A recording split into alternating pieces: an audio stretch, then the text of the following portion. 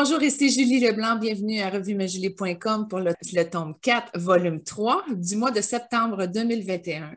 Et c'est la première fois que j'ai l'honneur d'interviewer quelqu'un de ma génération, c'est-à-dire la génération Y, mais je spécifie entre 1970 et 1980, parce que là, il y a des termes qui mettent ça jusqu'en 1996, mais non, c'est pas la même génération du tout.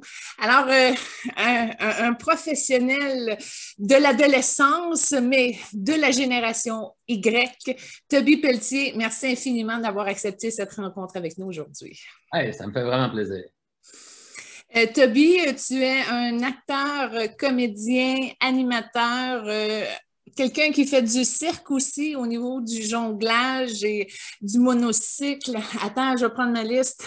Directeur d'acteur, ça, c'est très intéressant comme question. Et annonceur radio, télé, tout ça, tu es un polyvalent? Oui, on peut dire ça. Mm-hmm. Plusieurs champs d'activité, en effet, et même plusieurs champs d'activité dans le même champ de comédien qui est très large au Québec, surtout. Commençons par le début. Un petit gars de Saint-Hyacinthe. Oui, je suis né à l'hôpital Honoré-Mercier en 77, la même année que la sortie du premier Star Wars. J'aime toujours ça dire. Puis, L'enfant des étoiles. Ouais! J'ai habité la Montérégie jusqu'à l'âge de 9 ans, où ça s'en venait plus compliqué pour ma mère de toujours gérer les auditions, faire des allers-retours à Montréal. Donc, décidé de venir s'installer à Montréal quand j'avais 9 ans, soit en 86. Oui, parce que, soulignons-le, Toby Pelletier a commencé sa carrière d'acteur, si on peut dire, de comédien, à l'âge de 3 ans avec des publicités. Oui, en fait, je pense que ma première audition, j'avais 3 ans, puis mon premier rôle à vie que j'ai eu, c'était une figuration dans un film dans lequel ma sœur avait un premier rôle avec. C'est un film de Claude Jutras qui s'appelait La Dame en couleur avec Guillaume Lemaitre-Vierge, Charlotte Laurier, Gabriel Arcan. Puis moi, je faisais juste une figuration, mais ça a vraiment commencé là. Après, j'ai eu la piqûre, voulu continuer. Puis dès l'âge de 9 ans, j'étais un régulier sur une émission à Radio-Canada. Ben, en tout cas, moi, je t'ai connue dans le clip des 100 watts et aussi dans Charamoule. C'était deux émissions que j'écoutais à mon jeune âge. C'est de ça dont je parlais quand je disais à 9 ans, le régulier à Radio-Can. C'était ça. Il n'y a pas grand monde qui se souvient de ça. Il faut vraiment être dans le sweet spot Y là, dont tu parles. Là. Oui. Il y avait du Oui, monde tout qui était à fait. là-dedans, super connu. Il y avait Alexis Martin, il y avait Gilbert Scott, Diane Lavallée. Il y avait une méchante brochette d'acteurs dans ce show-là. Puis ça fait quoi, toute jeune comme ça, avec un bon vouloir de s'entourer comme ça involontairement, parce que tu es là, tu as le contrat, avec des personnes inspirantes comme ça? Mais sur le coup, on ne s'en aperçoit pas. On a du fun, on est sur le plateau, on fait ce qu'on a à faire, on est dirigé par des gens intéressants, mais on ne sait pas que, Colin, quasiment 40 ans plus tard, 35 ans plus tard, ils vont être encore très connus et qu'ils vont avoir développé des carrières incroyables comme ils ont aujourd'hui. Mais pour répondre à ta question, quand on est là sur le champ, on ne s'en aperçoit pas. C'est Alexis, puis c'est Diane, puis on a donc bien du fun avec eux, puis c'est ça. C'est ça qui fait que c'est bon parce que si tu es trop impressionné par les gens avec qui tu travailles, ben, tu n'es pas en train d'être toi-même puis de donner le meilleur de toi. Tu es juste en mode gêné, j'imagine. Oui, mais attends un petit peu, là, dans toute ta carrière, parce que tu as fait au-dessus de 15 rôles au cinéma, 20 au niveau des téléséries et au théâtre également, il doit y avoir une personne, même peut-être même pas dans ton champ professionnel, mais il y a dû y avoir une personne qui t'inspirait à quelque part.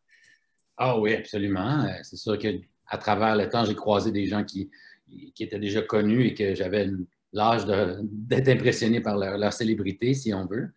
Je pense à Catherine Zeta-Jones. À un moment donné, j'ai fait une pub de Virgin Mobile, je pense, où je faisais un figurant en arrière, mais c'était elle l'actrice. Puis, OK, mais attends un petit peu, tu peux pas aller trop vite là-dessus, là. Explique-nous.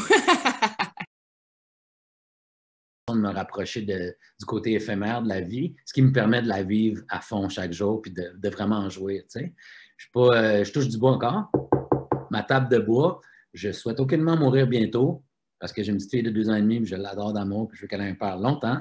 Sauf que si je meurs demain, là, motadine que ça va être une belle ride jusqu'à date.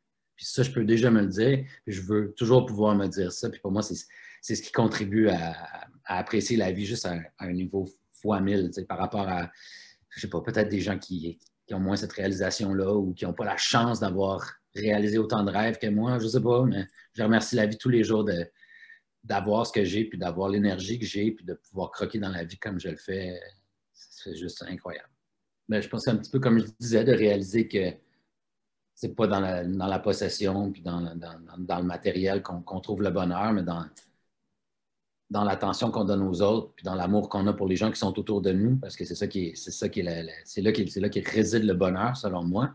Et au niveau sociétaire, ben, c'est de revenir aux sources un petit peu, puis justement de lâcher la consommation pour aller plus vers ce bonheur-là, les gens, puis les choses plus simples, parce qu'on s'est très ébloui avec ça dans les dernières décennies depuis l'industrialisation. Puis là, ben, on réalise qu'on se tire dans le pied, puis qu'on continue à produire, même si... c'est un bon exemple. Les dépotoirs sont pleins. C'est ça, tu sais, le monde, avec la crise du coronavirus, j'ai vu une caricature qui m'a rentré dedans un peu. C'est deux personnes, un pro-vax, anti-vax, qui se traitent de moutons, puis l'autre des responsables, puis ils sont en train de se prendre par le collet comme ça, qu'en arrière, des inondations, des feux de forêt, puis la Terre est en train d'exploser, puis nous, on met notre attention ailleurs. Bon, c'est ça, ça prend beaucoup de temps. Oh! Des bandeaux tubulaires multifonctions. C'est ça, c'est génération Y typiquement. Ça, là, c'est un produit pour... Fait que pas de cheveux d'en face quand on fait des wheelies. C'est exact. Tu peux le porter de main, tu peux le porter dans le cou, tu peux te faire une cagoule avec. Il y a comme 15 différentes façons de le porter. J'en ai en laine de mérino, j'en ai en polyester. Ça se vend super bien sur Amazon, un peu partout. Je vends moins sur Amazon, ça fait bien mon affaire. J'aime mieux vendre plus localement. Ne pas encourager des milliardaires à aller dans l'espace. Mais là, c'est toi qui as amené le design, puis là, tu as amené ça à une couturière, puis tu as monté le produit. Exact. C'est un produit qui existait déjà. J'ai juste choisi de faire moi-même mon brand là, qui s'appelle Tubies, comme des petits tubes, des Tubies. Ah oui, c'est un beau nom, c'est très beau. Hein. Comme Toby, mais en maintenant, To-Be. C'est ça, exact. C'est très subtil. C'est très, très populaire auprès des gens de plein air, de sport. Ben, c'est ça. Des tripeux, là. Vous allez pouvoir venir me voir au Salon de la Femme à Montréal, d'ailleurs, au mois d'octobre. Ah On a oui? un kiosque, ouais. Ah! C'est ça. Fait que c'est toutes sortes de champs d'activité qui me permettent d'avoir beaucoup de temps libre aussi à passer avec ma fille. Ah non, mais c'est très innovateur. Je te dis, tu es vraiment une personne très, très inspirante et rafraîchissante, puis débrouillarde, puis avec un beau leadership, puis tu étais entrepreneur, mais tu comprends-tu, tu entreprends la vie. Les gens, ils se passent par Instagram, Facebook. Par Instagram, Facebook. C'est là que vous allez voir dans le fil, dans l'historique, tous mes champs d'activité, puis les liens qui sont reliés aux différents projets. Et différentes activités aussi, parce que ton NASCAR de ce soir va sûrement se retrouver là en disant nous, on a eu du fun à soir. On va documenter ça, certains. Ouais. Ben oui, c'est intéressant de voir que tu es vraiment ingénieux de tes talents. C'est ça qui est inspirant, c'est grandiose. En tout cas, moi, je suis charmée de te connaître, cher frère. Et puis, merci. Ça a été un rendez-vous grandiose pour moi. Ça m'a beaucoup amélioré. Alors, Toby Pelletier, merci infiniment pour tout ce que tu as co-créé, participé et avancé dans ton évolution personnelle et ce que tu as réalisé sur Terre. Pour moi, tu es une grande source de réconfort afin de pouvoir célébrer, honorer la vie telle qu'on peut le faire, nous, la génération Y. Go! C'est personne vous dire que vous ne pouvez pas faire quelque chose. C'est vous qui décidez. C'est clair, ça? Tout le monde va vouloir vous décourager s'il y a un projet en lequel vous croyez et vous voulez faire. Il va toujours avoir du monde qui dit « moi, je ne peux pas ». Fait qu'écoutez-les pas. Ah, c'est ça ton secret, toi. Ouais. On reste focusé sur ce qu'on a à construire. Exact. Mais dans tout ce que tu construis, sincèrement, bonne chance, bonne matérialisation et je te souhaite tout le succès. Pas le succès matériel, mais le succès de ta vie chère. Ben oui, de l'amour, tout ça. Oui. Alors, n'hésitez pas à aller sur les pages Facebook et Instagram de Toby parce qu'il est sans tabou, notre cher Toby. Merci, Julie.